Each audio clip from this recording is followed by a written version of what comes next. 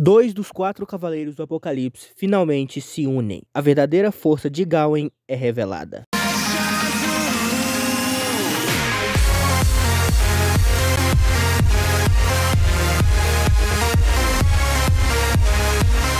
Fala aí pessoal, tudo bom com vocês? Eu espero que sim, eu sou o Luiz Felipe, esse aqui é o canal Mangaverso. Eu já vou pedir pra vocês se inscreverem no canal, deixarem seu like, mandarem pros seus amigos poderem me ajudar e ficarem de olho aí pra vocês sempre receberem os meus vídeos falando de Mokushiro Kyoshi. O capítulo inicia com Gawain olhando seu pai e perguntando o que ele deseja. Kai olha atentamente para a filha, explicando que os amigos dela estavam ali, então ele tinha que deixá-los entrar. O que é respondido por Gawain a dizer que não tem amigos, então não faz sentido alguém vir visitá-la. Mas temos uma reação muito cômica dela ao ver que o Percy está vivo e simplesmente sorrindo para ela. A garota se joga para dentro do quarto sem acreditar no que seus olhos a mostram. Kai decide deixá-los para terem mais espaço e tempo para conversar, mas Anne e Nazien se mostram apreensivos, imaginando que o homem planeja entregá-los para o rei Arthur. Gawain comenta que não devem se preocupar, porque Arthur e seu pai cortaram seus laços muito tempo atrás. O Percy tenta entender a origem disso, talvez sendo uma briga de família ou algo relacionado ao trono, enquanto Donnie acaba gargalhando da forma como a garota conta sobre isso e como ela está mais feminina. Ela estala seus dedos com uma explosão de energia acertando Donnie, o fazendo voar por todo o quarto, derrubando a grande estante de livros ali. Gawain se mostra muito preocupado ao ver o que aconteceu com os itens, ficando até mesmo com certa vergonha de verem o que é. Anne se aproxima pegando um deles, sendo seguida por Nazien, que vê uma pesquisa sobre como funcionaria o transplante de um espírito em um corpo orgânico, indo até mesmo qual a diferença que os processos teriam em diferentes fases da vida, com um deles contendo uma fala da Gawain: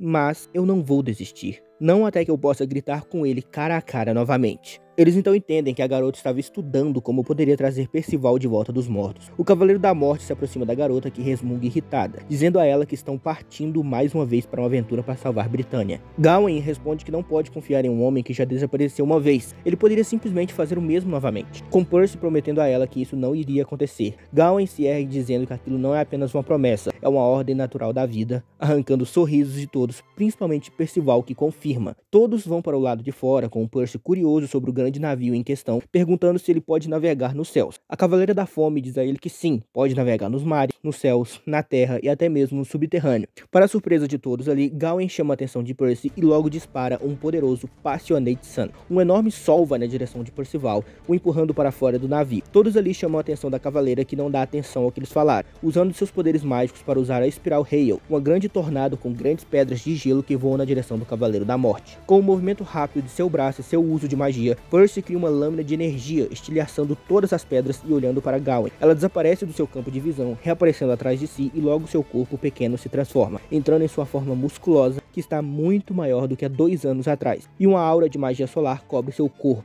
com ela desferindo um poderoso golpe com seu punho, semelhante à espada Escanor, e arremessando Percy em direção ao navio mais uma vez. A fumaça desaparece, onde nós vemos o Percival de pé com as 2 mãos queimadas pelo impacto, mas logo em seguida elas já estão curadas instantaneamente, mostrando o nível de cura que Percival possui. Gawain comenta que o cavaleiro sempre a irritou, voltando para o chão e retornando à sua forma comum, dizendo que nos últimos anos ela treinou arduamente, mas também estava curiosa em como ele se tornou tão forte. Ele diz que aquele não foi todo o poder dela, com ela confirmando que não usou nem mesmo 10% de sua força. O rapaz explica que mesmo após voltar a ser espírito, ele se lembrou de muito do que ela poderia fazer, embora agora ainda esteja se acostumando com seu novo corpo. Anne reclama com os dois por toda a situação que criaram. Gawain diz que ela ficou muito mais delicada em 2 anos, com um momento irônico do Percy dizendo que os seios dela realmente ficaram muito maiores em pouco tempo, o que arranca um grito de raiva da Anne, desejando ver o arrependimento na cara de ambos. Gawain ignora toda essa situação, começando a dar uma explicação para onde devem ir se desejam encontrar Lancelot e o Esquadrão Tristan. Primeiro, devem ir em direção ao Caldeirão de Alphen. Todos ali, com exceção de Percy, parecem saber do que a moça está falando, com Anne perguntando se Tristan realmente está lá. Eles explicam que já sabiam sobre a existência do caldeirão, mas nunca conseguiram descobrir seu verdadeiro paradeiro, com o Gawain dizendo que podem deixar isso com ela e que o verdadeiro problema não é a localização, e sim aquele que o protege, Beltrape,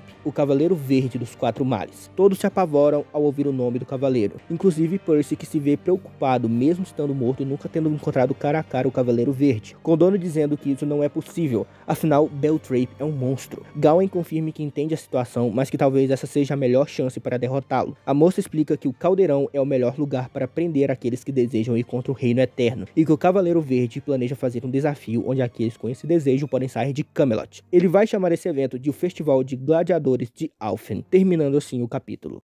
Esse capítulo aqui foi muito interessante, né? A gente viu um lado mais bonitinho da Gaon e o quanto ela estava preocupada com o Percival. A gente também viu uma interação muito legal ali de uma luta dos dois, né? E principalmente aquela forma que ela usou para atacar o Percy, que eu mencionei que parece a espada Escanor, remete muito ao The One, quando o Escanor entrava na forma The One, né? Que ele se tornava muito poderoso. Então eu fiquei me perguntando se talvez aquela ali não seria uma espécie de The One, só que com um nível muito menor, né? Um nível muito mais abaixo do que era, porque senão o Percy teria se machucado muito mais do que apenas queimando as mãos se fosse realmente um ataque tão poderoso como os do Escanor eram. Por exemplo, né, ele derrubou os Elders, ele derrubou o Meliodas no Assault Mod. Então, é um nível de força muito estrondoso. E principalmente a gente agora vai pro caldeirão de Alfin, né, onde vai ter um desafio ali e possivelmente todos que estão presentes no caldeirão vão se tornar talvez soldados para lutarem ao lado dos cavaleiros, né, porque são aqueles que desejam sair de Camelot que estão lá presentes, onde a gente pode encontrar o esquadrão Tristan, além de que vamos saber um pouquinho mais sobre Beltrape, né, que é o cavaleiro verde, né, o cavaleiro dos 4 mares e que possivelmente é o mais forte de todos os 4. Só que infelizmente isso vai demorar um pouquinho, porque o mangá de Mokushoku no Yonkichi tá entrando em hiato, né, por causa da saúde do Nakaba, então a gente vai ter que esperar ele melhorar para ele voltar a postar o mangá, porque a gente não tem uma faixa de tempo para quando ele deve voltar. Ele só vai voltar quando ele estiver se sentindo melhor, quando a saúde dele estiver mais em dia. Então até lá a gente vai ter que esperar, a gente vai ter que achar outras formas de trabalhar Mokushiroku aqui no canal. Se inscreve aí, deixa seu like, manda pros seus amigos poderem me ajudar, que a gente tá indo rumo agora aos 6 mil inscritos, só pode chegar lá com a ajuda de vocês, beleza?